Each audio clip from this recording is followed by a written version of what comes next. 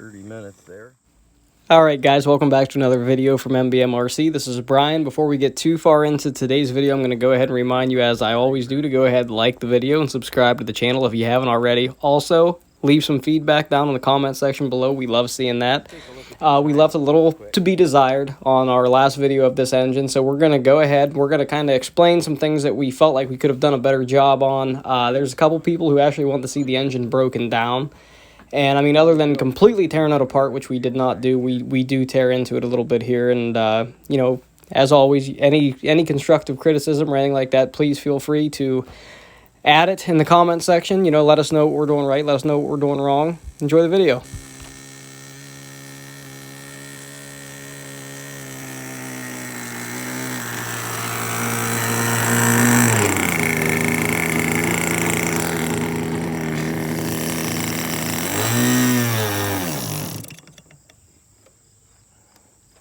Okay, open up that hatch and let's see what you got in there.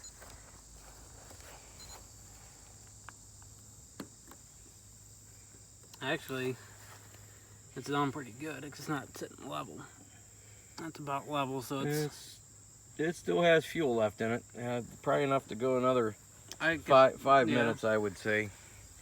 So 30 minutes on an 8-ounce tank is being pretty kind. That's about all the slime it produces, and you can see, if I can get my fingers out of the way, the slime that's coming off of it for a 2-stroke gas is definitely relatively clean.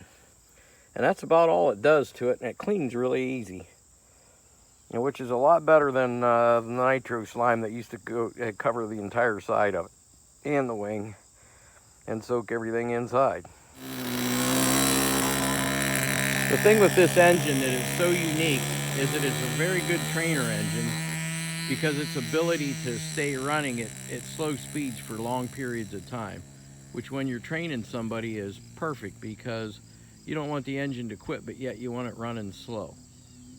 So here we go, he's going up with it here.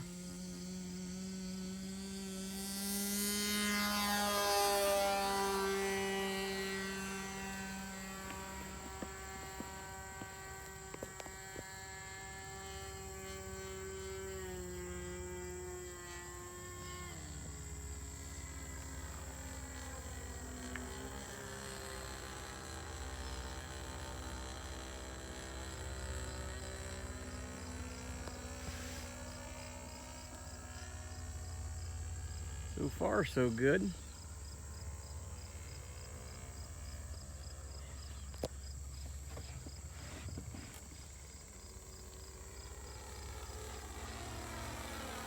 Running nice and slow. That's what I'm saying with this engine.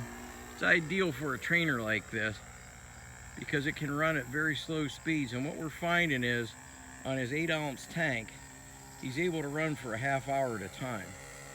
So if you were training somebody and you're training them at low speeds like this, it's going to last a long time on a tank of fuel.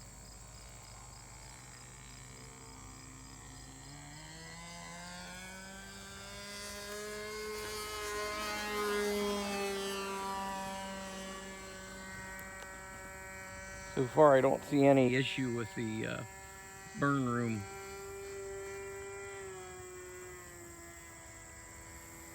I'm sure there's a reason they have that in there, but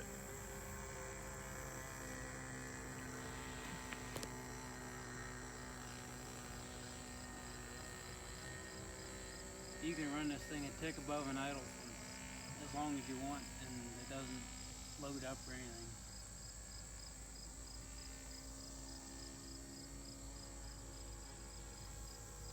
Just that RPM right there, it'll do that.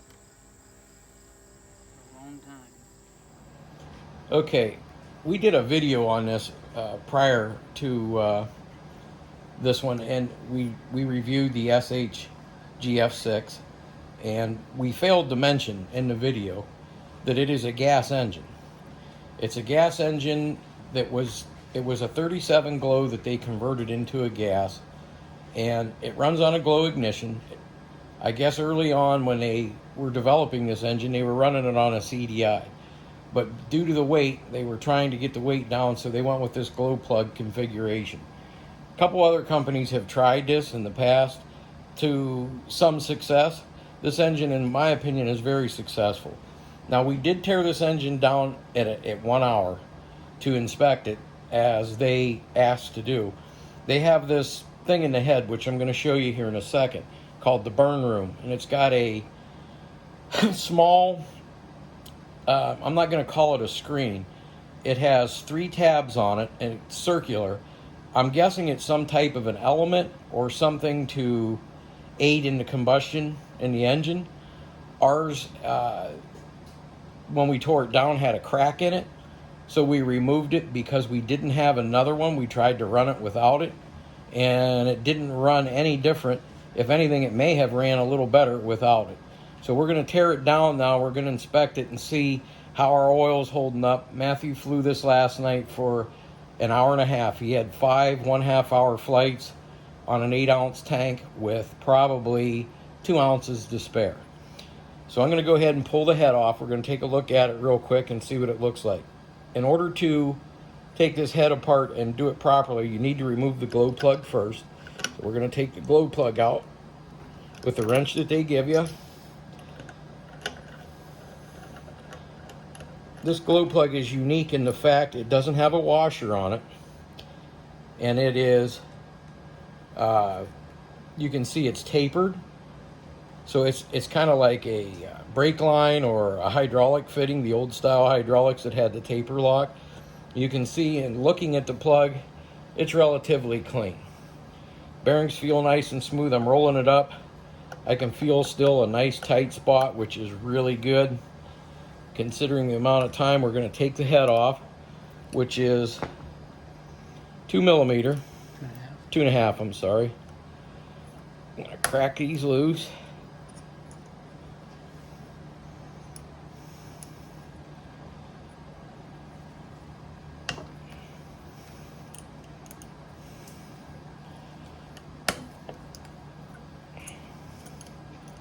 There's 4 bolts here. I'm not going to probably pull the piston and liner out, but I will remove. However, they have this engine shimmed from the factory, which they call the squish band. It is it's evidently set pretty good because the engine runs phenomenal, as you'll see in the video of the Eagle. Because we flew this last night for 2.5 hours, and how much? You probably have another 2 hours on it. Yeah. But okay, we can see the top of the piston there. You can see the carbon content we have, which really looks good. Now I'm going to go ahead and remove the head shims. We want to be very careful doing this, that we don't bend them or distort them.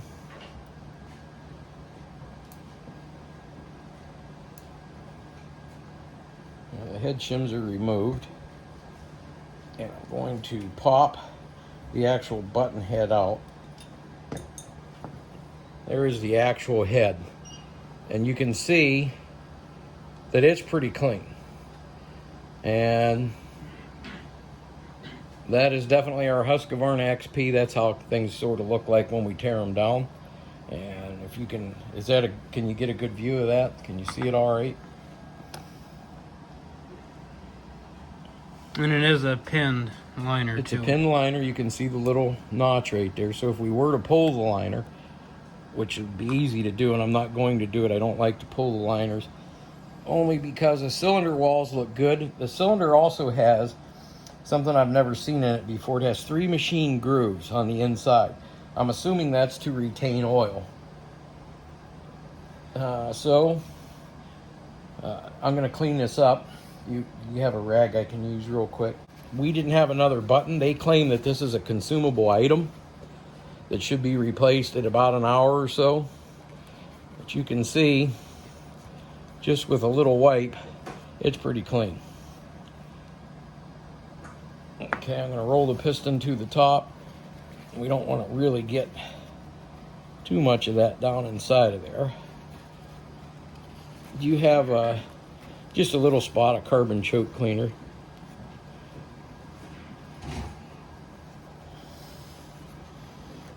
And you can see with just a general wipe, bringing a little bit on there. Put just a little bit of carbon choke cleaner on the rag. Then wipe the edges and clean the top of the piston. Roll it down a little bit and clean the edges. And you can see that looks pretty much like brand new. So we're going to go ahead and reinstall the head button, or as they call it, the burn room. We'll put the gaskets back on. It's very important to not get any dirt in between these. And we're going to put the head on with the SH facing out. Other way. Like that right there. Okay, now we're going to simply reinstall the bolts. And again, to clarify, in the one video we had said that this was a 37 glow. The engine itself was a 37 glow that they utilized to make this 40. We also in the video had stated that it makes a great trainer engine because of its ability to idle for long periods of time or even run mid-range at long periods of time. I want to also clarify that this would also make an extremely good sport engine because it does really have a lot of power. So I just want to clarify a few things with that and make sure everybody knows. And what I'm doing here is I'm just snugging these bolts up in opposites, front to back. I'll move to the right side and snug, exhaust side and snug. And now I'm going to apply a little bit of torque. Not going to go crazy. I mean, we want to make them tight, but we don't want to strip anything out. We go relatively tight. And it is amazing how clean the engine actually is. Okay, and that's a good solid hour and a half on that anyhow. And that's still the original plug. Still the original glow plug. We have not changed it. He did buy 2 spares with it. And we're going to go ahead and torque that down. Remember, because it is a flared fitting or a tapered fitting. There it is. And we'll have a little video accompanying of the Eagle flying. Thanks.